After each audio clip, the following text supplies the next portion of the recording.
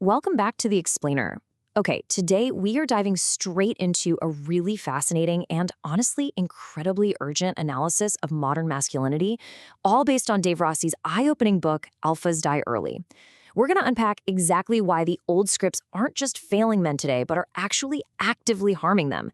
And more importantly, we'll look at what a truly sustainable path forward looks like. This is a topic that is quietly shaping our culture, our politics, and the daily lives of millions of people. So getting to the bottom of it is absolutely crucial right now. Right off the bat, before we even look at a single piece of data, I want you to ask yourself this pretty provocative question. What makes a real man? Seriously, see what immediate thoughts or pressures pop into your head. Does it feel like a standard you just naturally meet? Or, if we're being honest, does it feel more like a really heavy mask you have to strap on every single morning? Are you thinking about physical strength, being the sole provider, maybe hiding your emotions?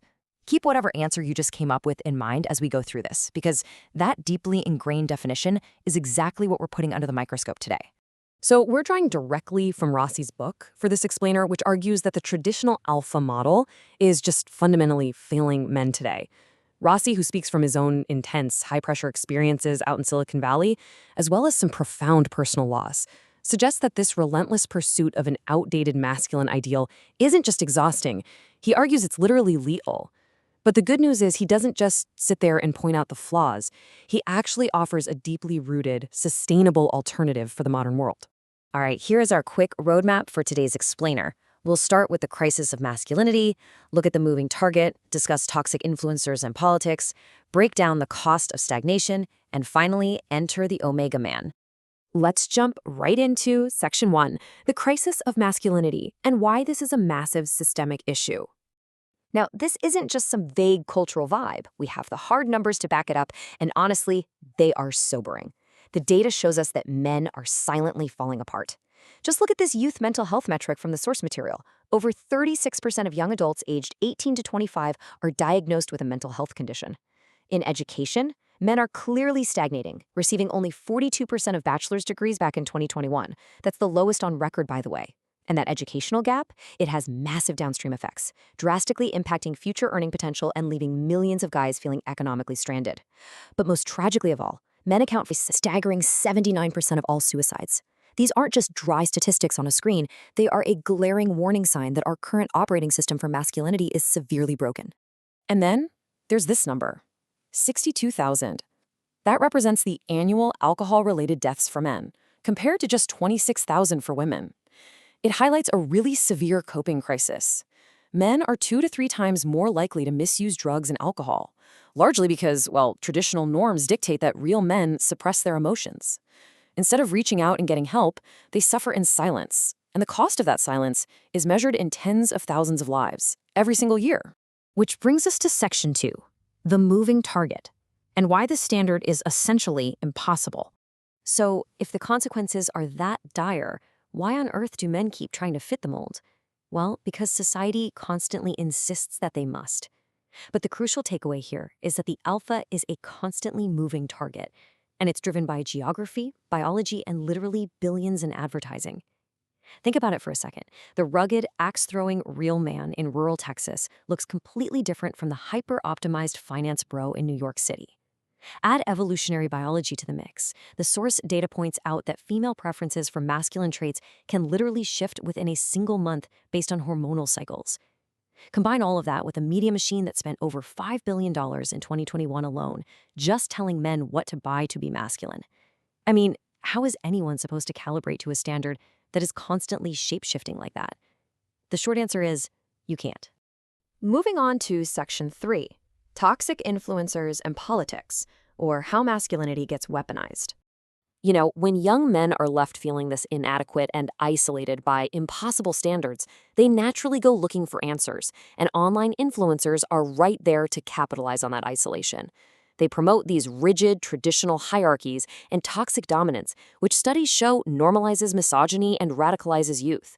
Figures within what's called the manosphere offer a very seductive but ultimately destructive promise that the only way to stop feeling like a loser is to become an aggressive alpha winner. This rhetoric is incredibly alluring because it hands a simple black and white playbook to guys who feel like they're failing in a really complex world. Rossi's material notes that this provides a totally false sense of success, basically teaching young men that control and subjugation are the keys to their identity. But instead of solving their profound loneliness, it just isolates them even further from genuine human connection. And according to Rossi's analysis, the political arena reflects this exact same crisis. The book highlights how political figures like Donald Trump in the 2024 election tap right into those feelings of marginalization. Source argues that this kind of rhetoric isn't actually about policy at all. Rather, it's about projecting a brash, unapologetic dominance to men who feel totally rejected by shifting societal rules. For individuals who are just trying to find their footing, aligning with that kind of public defiance can feel like a way of reclaiming their lost strength. And the election data mirrors this analysis perfectly. Look at this. In just one election cycle, young male voters aged 18 to 29 went from favoring Biden by 15 points to favoring Trump by 14 points. That is a massive 29-point swing. Now, the source points out that this isn't just a political shift, it reflects a really profound search for masculine identity.